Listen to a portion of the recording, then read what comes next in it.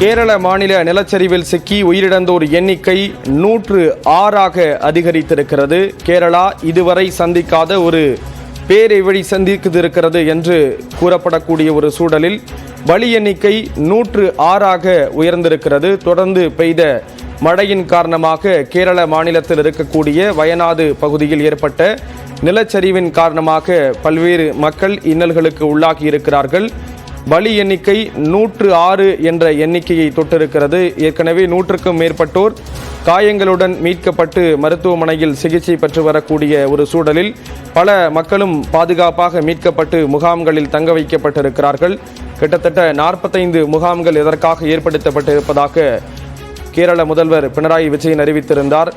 ஏற்கனவே மத்திய அரசு சார்பில் போதிய உதவிகள் செய்யப்படும் என்று கூறப்பட்டிருக்கிறது. தமிழக அரசு தரப்பிலும் உதவிகள் செய்து கொடுக்கப்படும் என்று கூறப்பட்டிருக்கக்கூடிய ஒரு சூழலில் தற்பொழுது 106 என்ற எண்ணிக்கையை உயர்ந்திருக்கிறது. தற்பொழுது கேரள முதல்வர் பினராயி விஜயன் பேசி வருகிறார். அந்த காட்சிகளை தொடர்ந்து பார்க்கலாம். അതിതീവ്ര മഴയ്ക്ക് സാധ്യതയുള്ളതിനാൽ ഇടുക്കി, തൃശൂർ, പാലക്കാട്, മലപ്പുറം, കോഴിക്കോട്, വയനാട്, കണ്ണൂർ, കാസർഗോഡ് ജില്ലകളിൽ കേന്ദ്ര കാലാവസ്ഥാ വകുപ്പ് ഇന്ന് റെഡ് അലേർട്ട് പ്രഖ്യാപിച്ചിട്ടുണ്ട്. ഒറ്റപ്പെട്ട ഇടങ്ങളിൽ അതിതീവ്രമായ മഴയ്ക്കുള്ള സാധ്യതയാണ് പ്രവചിച്ചിരിക്കുന്നത്. പത്തനംതിട്ട, ആലപ്പുഴ, കോട്ടയം, എറണാകുളം ജില്ലകളിൽ ഇന്ന് ഓറഞ്ച് അലേർട്ടും തിരുവനന്തപുരം, കൊല്ലം ജില്ലകളിൽ മഞ്ഞ അലേർട്ടും പ്രഖ്യാപിച്ചിട്ടുണ്ട്. വടക്കൻ കേരള തീരം മുതൽ തെക്കൻ ഗുജറാത്ത് തീരം വരെ ന്യൂനമർദ്ദ പാത്തി സ്ഥിതി ചെയ്യുകയാണ്. അതോടൊപ്പം പടിഞ്ഞാറൻ, വടക്ക് പടിഞ്ഞാറൻ കാറ്റ് അടുത്ത 2-3 ദിവസം ശക്തമായി തുടരാൻ സാധ്യതയുമുണ്ട്. ഇതിൻ്റെ ഫലമായി കേരളത്തിൽ അടുത്ത 5 ദിവസം മഴ തുടരും. ആവശ്യമായ മുൻകരുതലുകൾ സ്വീകരിക്കണം. മുന്നറിയിപ്പുകളനുസരിച്ച് നിയന്ത്രണം പാലിക്കാൻ എല്ലാവരും തയ്യാറാവുകയും വേണം. ദുരന്തബാധിതരെ സഹായിക്കുന്നതിനും ദുരിതാശ്വാസ പ്രവർത്തനങ്ങൾക്കുമായി സംസ്ഥാന സർക്കാർ എല്ലാവിധ നടപടികളും സ്വീകരിച്ചു വരികയാണ്.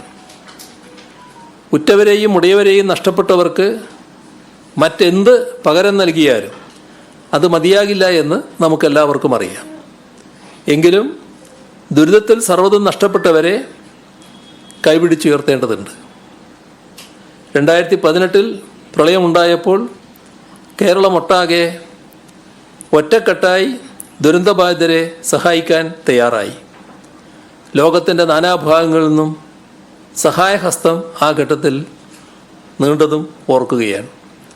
അതുപോലെ തന്നെ വയനാട്ടിൽ ഇപ്പോൾ ഉണ്ടായ ഉരുൾപൊട്ടലിൽ ദുരിതമനുഭവിക്കുന്നവരെ എല്ലാവിധത്തിലും സഹായിക്കാൻ നാം ഒരുമിച്ചിറങ്ങേണ്ട സാഹചര്യമാണ്. പല വിധത്തിൽ സഹായങ്ങൾ പ്രഖ്യാപിച്ച് ഇതിനോടകം പലരും മുന്നോട്ട് വന്നിട്ടുണ്ട്.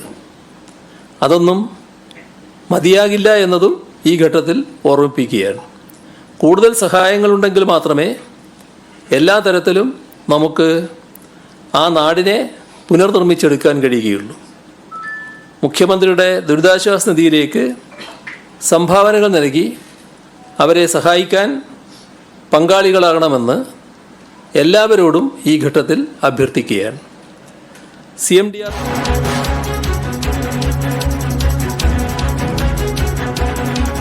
கேரளாவில் நிலச்சரிவில் சிக்கி உயிரிழந்தோரின் எண்ணிக்கை 106 என்ற அளவில் அதிகரித்திருக்கிறது. உடல்களை துரிதமாக பிரேத பரிசோதனை செய்ய தனிக்குழு அமைக்கப்பட்டிருப்பதாக கூறப்படக்கூடிய ஒரு சூழலில் அது தொடர்பான தொடர் நேரலையை பார்த்து வருகிறோம். தொடர்ந்து பார்க்கலாம்.